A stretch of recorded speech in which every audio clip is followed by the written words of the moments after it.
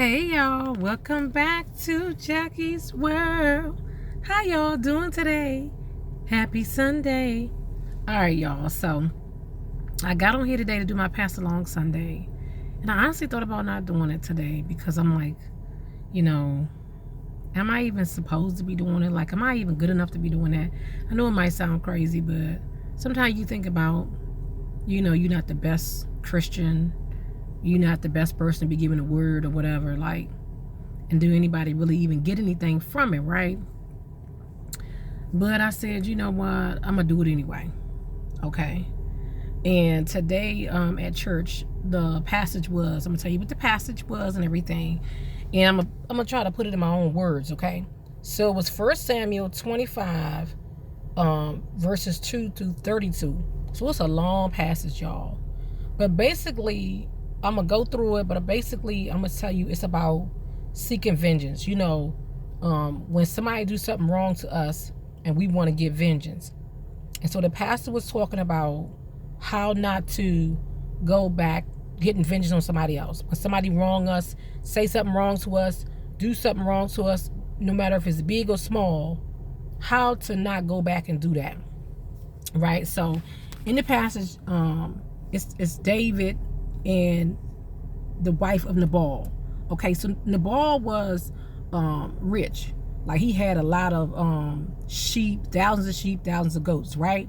Okay, and I was taking notes in the car before I even got on here. So then it says, and he wasn't a kind man. He was harsh. He was evil, right? But they said he had a wife named Abigail. And Abigail, they said, was a beautiful woman, a good woman, like very level-headed, right? Had a good woman by his side. So anyway, they said that at this time David was in the wilderness, okay? And some of Nabal's sheep and shepherds was in the wilderness and had been around them, and he never harmed them or never did anything. So David sent 10 of his young men up to Nabal because he heard Nabal was in Carmel, close to where he was, right? To say, look, and say it in a very nice way, we were in the woods with your sheep and shepherd, and we, like, never bother them. We help them or whatever. And would you be so kind to help us with some food and stuff and water? Okay, and remember, I'm paraphrasing, so go read it for yourself. And so, Nabal says to the young man, I don't even know David. Who is he? You know what I'm saying? I don't know this man.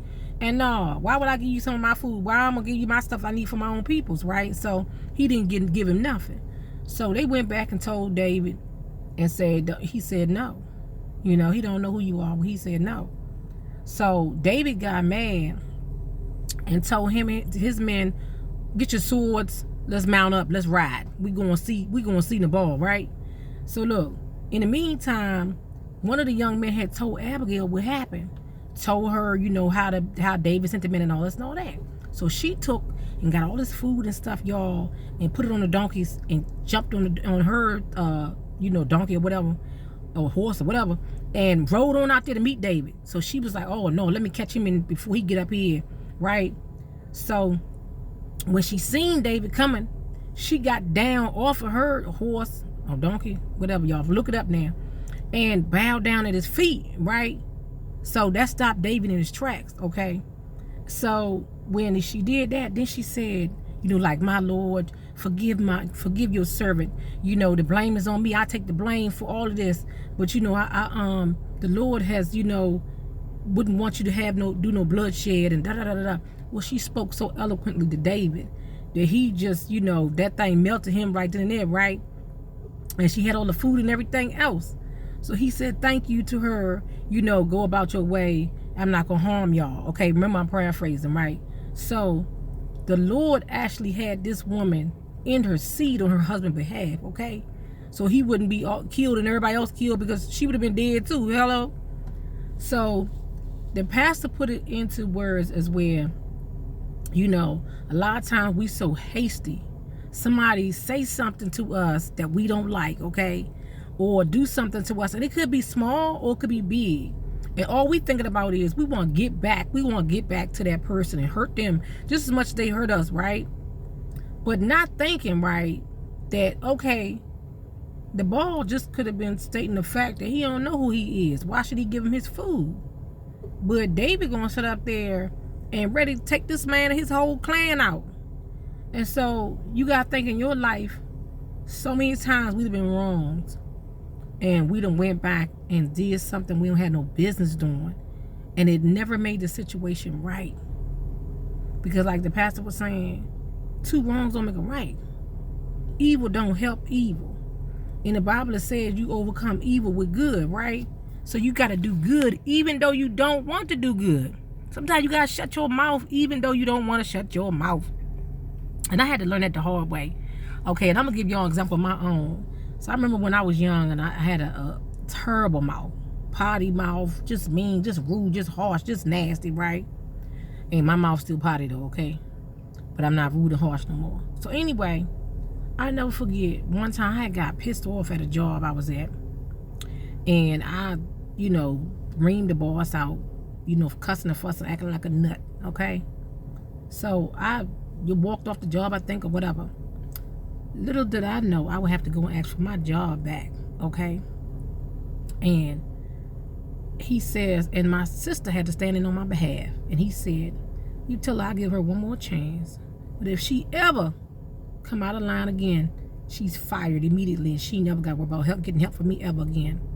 So I said it to say, sometimes we too quick to mouth off to get dumb, right? And never know who you need in the end. You never know who you're going to need in the end. That person that might said something to you, or you might have thought they was trying to be mean or rude or intentionally, but you go back with your big mouth self and say something and do something, and you never know how you might need that person later on, or how the Lord might bring that back around to you, so you can see how simple you really was, and it didn't change nothing. And I think about that through my life, all the times that I got upset and wanted to get back. I'm gonna get that person back. The get backs never got them back, it got me back. So remember that. A lot of times you'll get back to that person, it come back and boom, bring it back to you. It gets you back. It actually hurt you in the end. So he was saying, in this world, how we gonna do that? Because we have a tendency to always wanna one up that person or get that person back. The only way that we can do it is through showing the love of God. And the only way, because we can't even do it in our own flesh, we have to let God bring us out of that mess and ask him and pray to him and say, God, whatever is in my heart, whatever is in my mind that's not right, can you take it away? Take all the malice, the hate, the bitter, the anger, the revenge out of me, and really mean that. Because it took me years to really see that all that I did when I was young, it didn't make no difference. It just made me stressed. It made me angry, made me upset, And now in the end, on the backhand, 20-some years later, you look at yourself and be like, man, I wasted so many years being angry, being revengeful for nothing.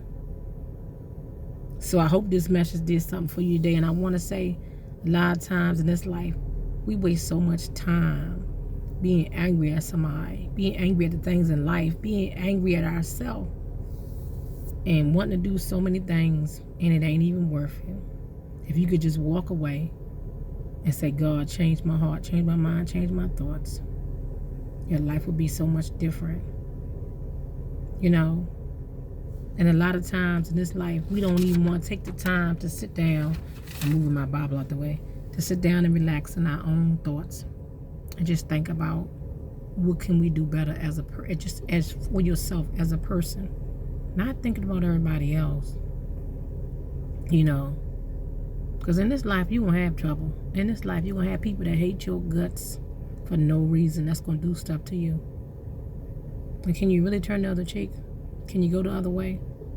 Because that's what the enemy's job is, to get you to cut up, to act a fool.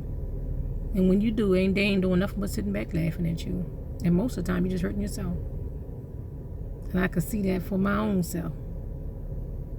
Life is like a box of chocolates. You don't never know what you're going to get. But what you get, you can act ill, or you can say, you know what? It ain't turn out like I wanted to. I ain't get what I wanted. But I'm going to play good anyway.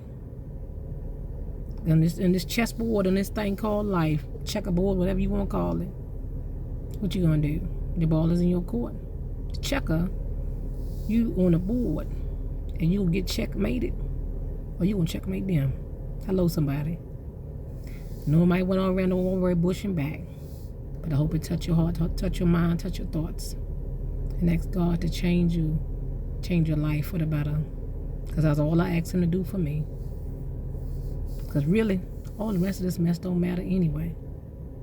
You know, when you really sit back and look at life, you be like, man, I did all that for what? I cut a fool for what? Let them people go, let that mess go, let that stress go, and live each day like it's your last. Because you never know. Because only what you do for God gonna last anyway. And I know I get on my channel and I cut up and I cut a fool and I do all these other things and do these voices and try to cheer somebody else up and try to cheer myself up. And I know Sundays is just not about church on Sundays. It's not about church anyway. It's about your life with Christ, your life in Christ, to be Christ-like.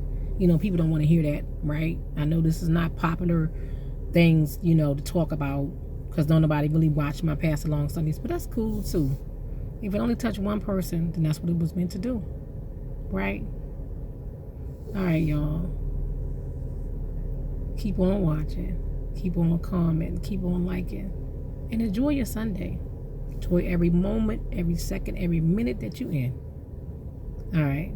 God got y'all. He got me, he got you. Believe, have faith. And keep it pushing, y'all. And I'll see y'all next time on Jackie's World.